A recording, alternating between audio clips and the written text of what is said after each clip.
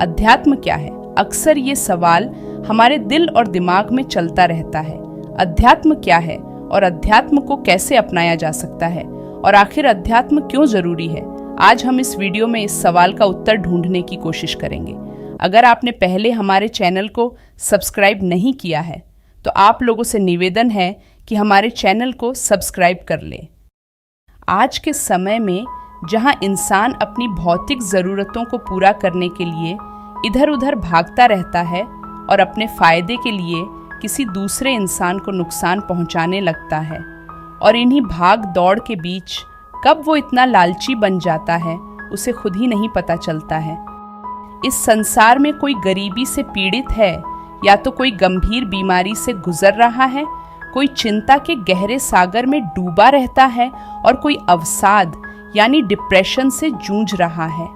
इंसान अपनी समस्याओं में इतना खो चुका है कि उसे खुद नहीं पता कि कब उसका ये व्यवहार दूसरे के लिए हैवान का रूप ले लेता है।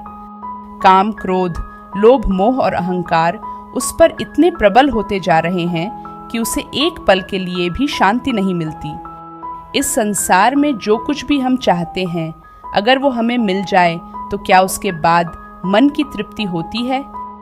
ऐसा नहीं होता।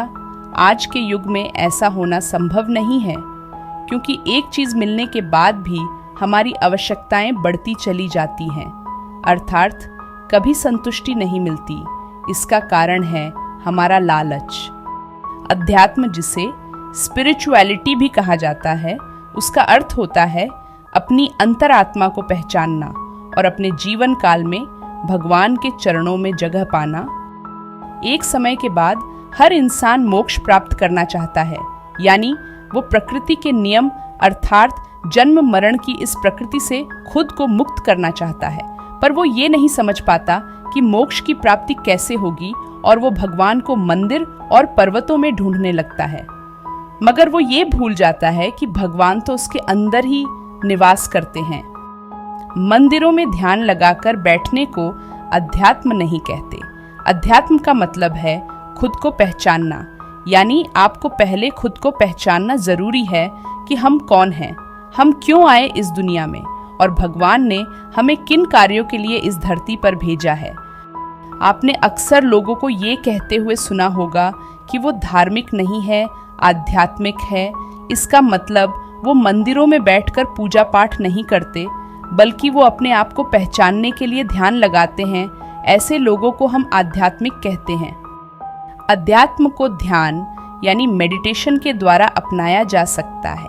जब तक हम खुद को नहीं पहचान पाएंगे, तब तक हम संसार की सुंदर वस्तुओं में ही अपनी खुशियां ढूंढते रहेंगे और उनमें उलझकर अपना जीवन बर्बाद कर देंगे।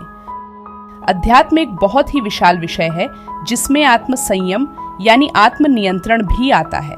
दूसरे से प्यार और दूसरे के लिए मन में ईर्ष्या न रखना और सबको एक समान समझना, ये सब अध्यात्म का ही हिस्सा है।